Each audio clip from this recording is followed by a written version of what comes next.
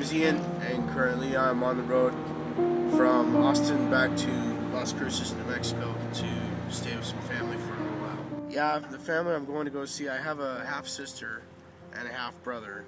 I've never met my half-brother, and my half-sister lives in Colorado, and she's got 3 kids. My dad does 25 years in the military, and so my childhood basically consisted of living place to place, like by 2-year intervals, because that's when he was stationed. We lived overseas.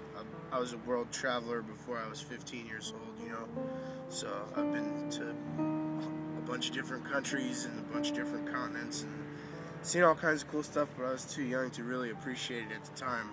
There's pictures of me doing all kinds of cool stuff, but I don't remember it.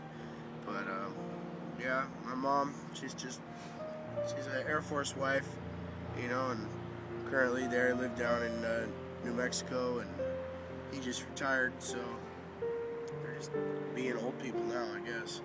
So I got institutionalized when I was about 15, and I stayed in an institution for about 2 years, and when I got out I was, you know, 17, and I never felt like I wanted to stay in one place, because we'd always been moving all my life, so I always wanted to travel.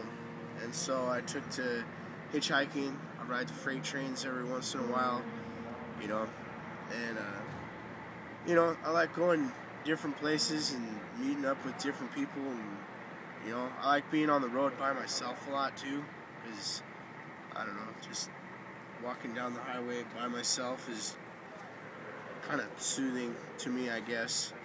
And just me and the dog, you know, and rode out from Northern California, where I was growing pot last year, and spent all my money, and then so I took back to going on the road, and I came out to Texas with some friends from California, and a whole bunch of bad shit happened. I got beat up, I lost contact with some friends, but met up with some other friends, and yeah, yada yada. So now it's back to New Mexico for just a little while to kind of figure out the next move. Probably back to the Bay Area in the end, which is where I want to live, you know. Just got SFSF tattooed on my forehead, so yeah. I could say it's a couple different things, like, I don't know, finding what makes me happy, I guess.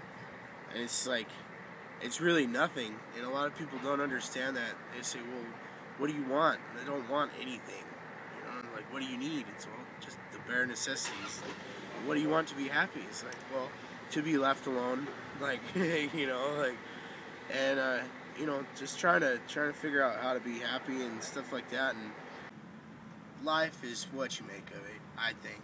I mean, it's anything you want it to be. It can be, you know. There's nothing but possibilities in life.